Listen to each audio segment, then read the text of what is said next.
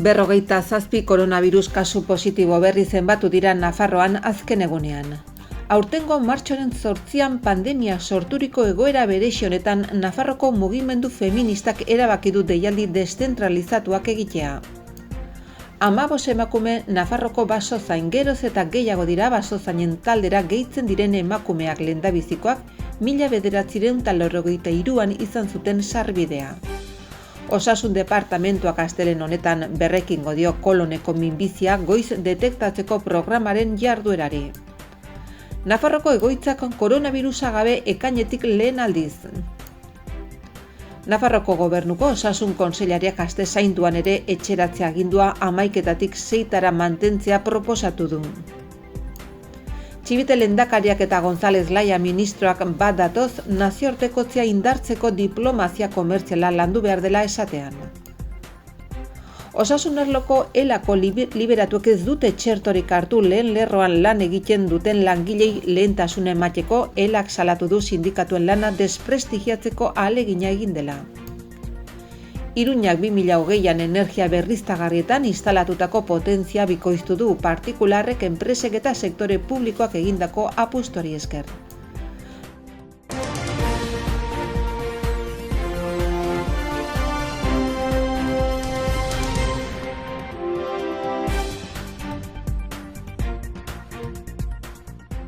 Igandean 989 PCR eta antigeno frogak egin ziren Nafarroan eta 108 positibo eman dute. Denetara 47 koronavirus kutsadura berri erregistratu dira. Azken 24 ordutan eman diren positiboek 8 Murtxante herrian atzeman dira, jarraian Laurekin, Leitza eta 3 Tuteran.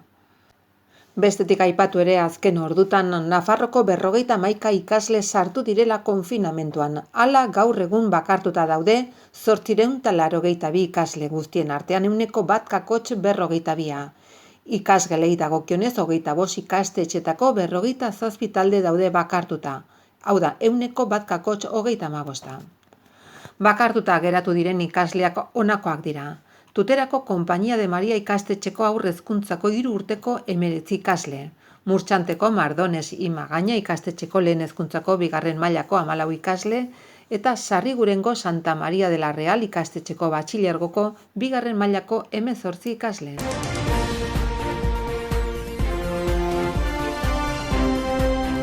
Feminismotik dena aldatu sistema arrakalatu leloa hartuko dute Nafarroko mugimendu feministak antolatutako mobilizazioak.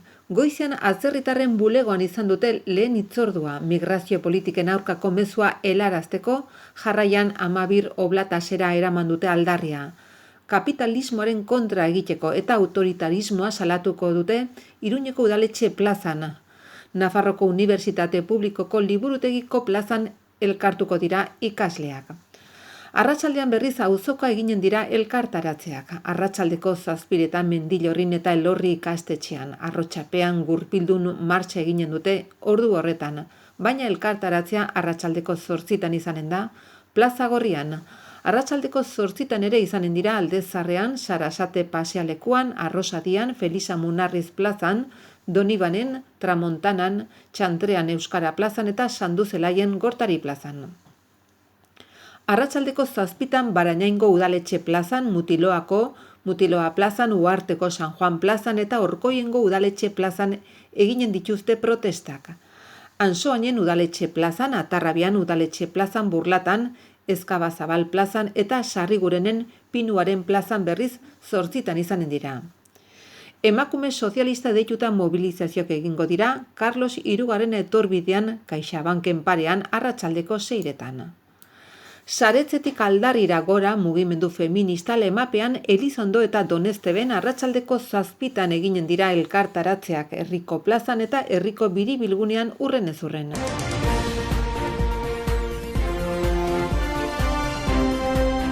Nafarroko basozainen taldeko 123 kidetatik 15 emakumeak dira, guztien artean 12. Martxoak 8aren karietara landagarapeneko eta ingurumeneko departamentuak emakume hauen lana emana izan du ezagutzera. Izan ere, duela 28 urte lanbide honetan aritzeko debekoa kendu zenetik geroz eta gehiago dira ogibide hori hautatzen duten emakumeak. naiz eta oraindik berdintasuna lortzeko lan asko dagoen egiteke. Estatuan 1983 arte basozaina izateko baldintzetako bat gizonezko izatea zen. Aurten lehenengo emakumezkoa txertatu zen estatuko gorputzean Carmen Orellana eta horren ondorioz araudia aldatu egin zen. Nafarroan 1982 urtean txertatu zen lehenengo emakumea basozainen taldean. Ordutik aurrera ondorengo txertatzeak moteltasunez gertatu ziren. 1985ean, 2000 eta 2005ean eta gaur egun emakumezkoen presentzia Nafarroko basozainen taldean oraindik eskasa da, osotasunaren 12% ingurukoa. Zentzu horretan departamentua plan bat prestatzen ari da emakumezkoak basozainen taldean txertatzeko, barne eta kanpo ekintza ezberdinen bitartez, eta horiek dira besteren artean, edapena lanbidean genero estereotipoak ezabatzea, basozain guztientzako genero berdinketarako prestakuntza eta gaia aztertzeko lan talde berezi baten sorrera, beharra identifikatzeko eta ekintzak programatzeko. Departamentuan ospatutako azken oposizioetan 2019ko urtarrileko deialdikoak sekzioan 2 emakumezko basozain berri txertatu ziren eta gaur egun horrela banatuta daude demarkazio ezberdinetan. 5 Sakana mendialdean, 4 Aezkoa Kintoan, 2 Lizarran eta 1 Bidasoan. Agoitzen, Lizarran eta Tuteran. Gainerako demarkazioetan, Zentrala, Erronkari Salazar, Iruña eta Tafallan emakume bakar bat ez dago basozainen taldean.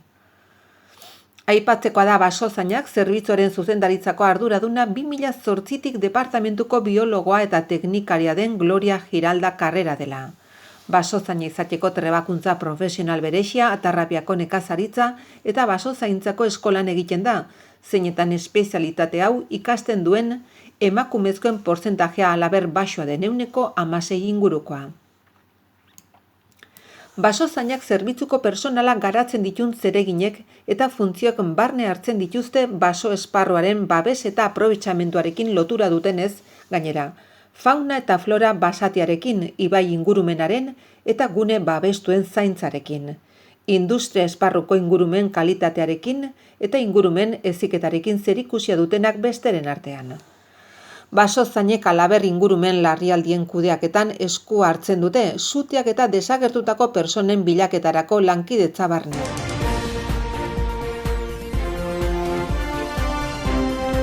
Gaur koloneko minbizia goiz detektatzeko programaren jarduerari berrekin zaio, koronavirusaren pandemiaren ondorioz urtebete geldirik egon ondoren. Nafarroko Osasun Publikoaren eta Lan Osasunaren Institutuaren aurreikuspena da laginak hartzeko materialaren bidalketa egun horretan bertan gaur abiaraztea, Donibane, Tafaia, Arrosadia, Ermitagaina, Tutera Mendebaldea eta Lizarrako Osasun Zentroetara atxiketako personentzat. Bertzalde, polipoen jarraipenerako azterketekin jarraituko da hilabete hauetan zehar normaltasunez mantendu den programako jarduera izanik. Koronavirusak eragindu munduko herrialde gehienetan minbizia bahetzeko programen jarduraia guztiak aldi baterako eten behar izatea. Baeketaren izaera ez larriagatik horrela herritar parte hartzailei eta profesional sanitarioei transmisioa saiesteko eta baliabide sanitarioen gehiengoa koronavirusa duten gaixoen lehentasunezko arretarako konserbatzeko eta dedikatzeko asmoz. Nafarroan 2020ko martxoan Gorozkietan ezkutatutako odola aztertzeko kitak bidaltzari utzi zitzaion.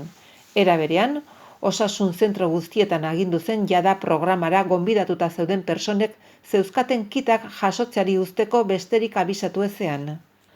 Ospitalen kasuan programako aipatu kolonoskopia guztiak ezeztatu ziren bai bahetzearenak eta bai polipoak aztertzearenak. Pandemiak urrenez urreneko fasetan aurrera egiten zuen heinean, ahaltzen neurrian eta esparru guztietan epe honetan galdutako jardueraren neurri bat berreskuratzeko saiakera egin zen. Profesionalen ala nola erabiltzaileen segurtasuna zaintzeko gomendatutako neurri guztiak hartuz. Horrela alarma egoeran ezeztatu ziren kolonoskopia berreskuratzea lortu zen baita hilabete hauetan zehar aldizka egin diren polipoen jarraipenerako azterketak ere.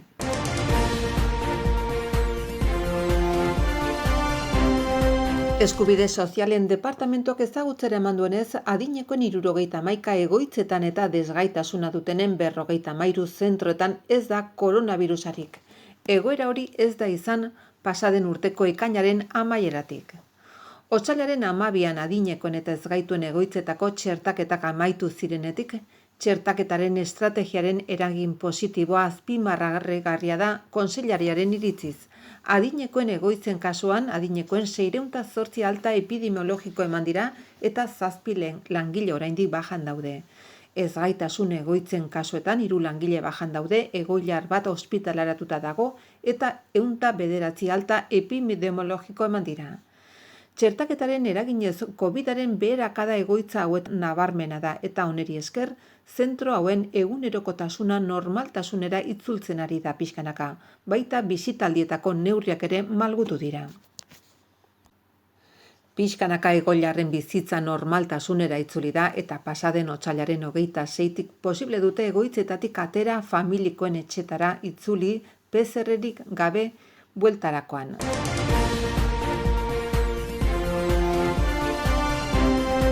Nafarroko Gobernuko Osasun Kontseilariak aste zainduan ere etxeratze agindua 11etatik goizeko 6tara mantentzea proposatu du eta helduden asteazkeneko lurralde arteko Osasun Kontseiluan Nafarroak jarrera hori defendatuko du. Kontseilariaren iritziz ordutegi horrek zinemaren edo kulturaren bezalako eremuak mantentzea ahalbidetzen ditu eta proposamena hau da azpimarratu du. Itxiera perimetralari dagokionez, kontseilariak neurria babestu du. Nafarroan baloratzen ari direla azpimarratu du eta inguruko erkidegoekin koordinatuta eta bat eginda eginen dela gaineratu du.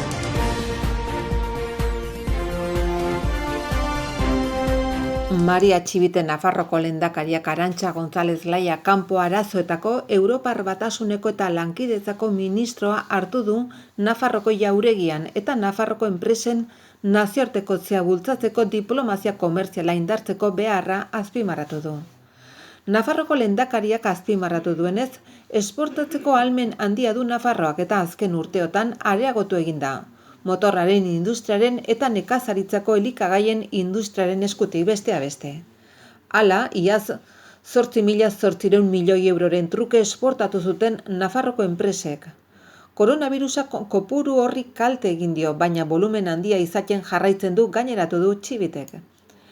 Hala ere, Nafarroko produktuen atzerrian kokatzen jarraitzeko funtsezkoa da merkataritza diplomazia, hau da, nazioartekotze politika komertzialen kudeak eta estatuek egiten duten zuzenean, esku hartze diplomatikoarekin eta horrela, atzerriko ekintza ekonomikoek politika nazionalaren dimensio hartzen dute.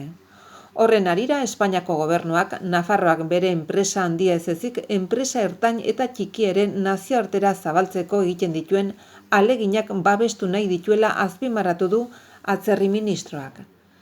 Enpresen nazioartekotze plana funtsezko tresnak dira Txibite eta González Laya badatoz merkatuak eta estrategiak mugatzeko. Merkatu hoien artean Nafarroak Europar Batasunean jarri ditu indarrak batez ere, baina baita beste eskualde batzuetan ere Asian adibidez. Interes handia dago Nafarroko produktuekiko eta produktu horiek proiekzio handia dute nabarmendu du González Layak eta ez du alde batera utzi nahi izan Estatu Batuetek Espainiako produktu batzuei ezarritako zigor komertzialen aurrean Nafarroko eta Espainiako esportatzailek bizi duten egoera. Espainiak Europako batzordearekin batera zigorrak kentzeko egiten dituen aleginak helarazi dizkiot lehendakariari eta espero dugu etorkizun hurbilean albiste onak izatea arlo horretan. Txibite lehendakariak ez du alde batera utzi Brexitak Nafarroko esportazioetan izan duen eragina, izan ere González Laya ministroari aurkeztu dizkio foru gobernuak dituen behatokia eta autodiagnostikorako tresna, oso gertutik jarraitzen ari garena. Hala ere Txibitek Brexitari lotutako beste alderdi bat aipatu du, herritar guztiei eta haien mugikortasunari eragiten diena.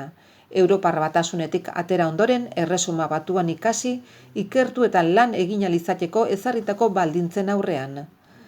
Kezka hori Nafarroko lehendakariak zehaztu duenez, gobernu Europazale baten uste sendotik sortu da, helburu estrategikoak partekatzen ditugu berrikuntzaren, talentuaren, gaitasun digitalaren eta bikaintasun zientifikoaren aldeko apustua egiten dugu gogorarazi du.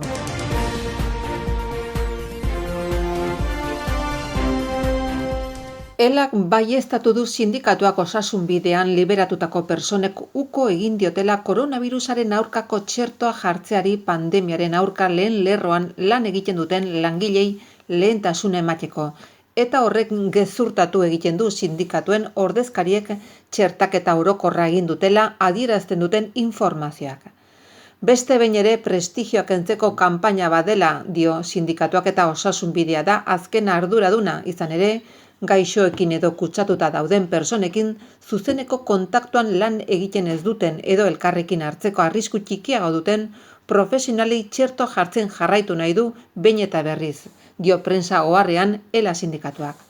Osasun bideak ezarritako irizpideen arabera liberatu sindikalek jatorrizko unitateekin batera jaso behar zuten txertoa. Hala ere, erabaki honen ondorioz, liberatutako langilek ospitaletan eta osasun zentroetan osasun zerbitzuak ematen ari diren beste langile batzuek baino lehenago jaso ahal izango zuten txertoa. ELA sindikatua ez dator bat osasun bideak ezarritako lehentasun ordenarekin. Izan ere liberatu bakoitzaren kontzientziari egozten dio txertoa jartzea komeni dela. Hori onartezina da eta sindikatuen ordezkaritza oso egoera zailetan jartzen du, adierazten du prentsa oharrean ELAk. Sindikatuak ulertu zuen lehentasuna eman beharko zitzaiela lehen lerroan zauden profesionalei birusaren eraginpean egoteko arrisku handia baitzuten. Ondorioz, ELAko liberatuek uko egin zioten osasun bideak koronavirusaren aurkako txertoa jasotzeko proposatutako hitzorduari.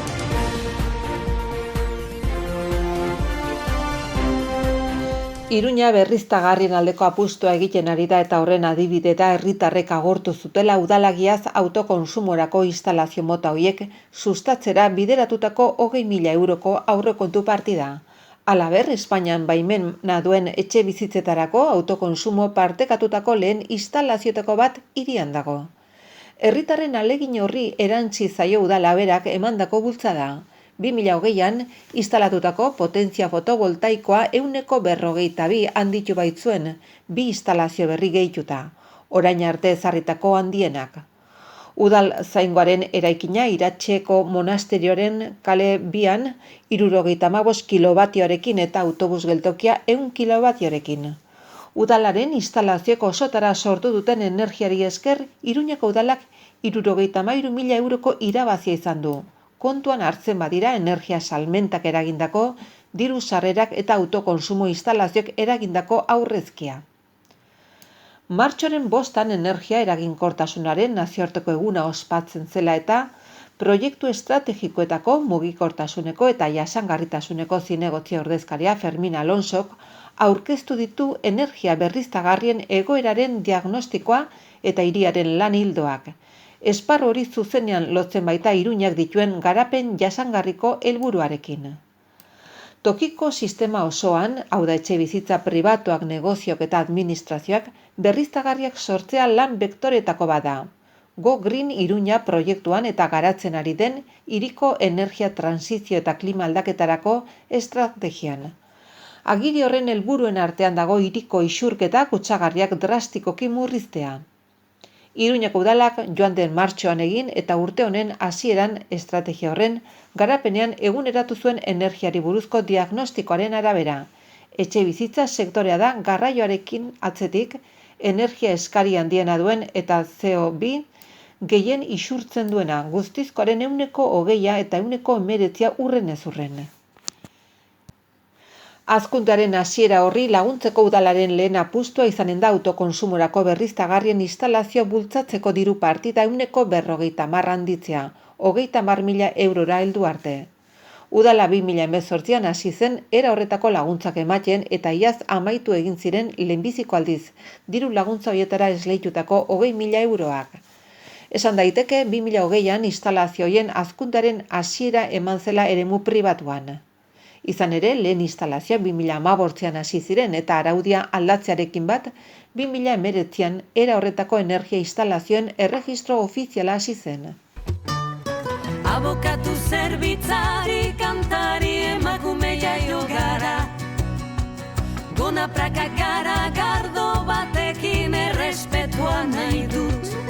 Gu berdinak gara, landa sexuan. Te lo digo y de nuevo, no es no.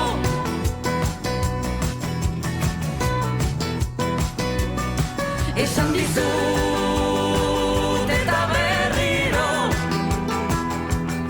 ez da ez.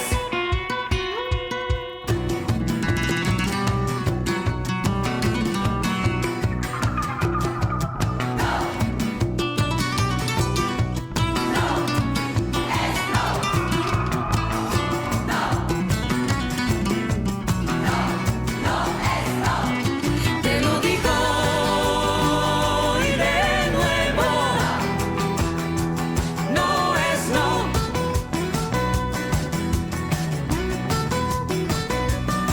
Esan dizut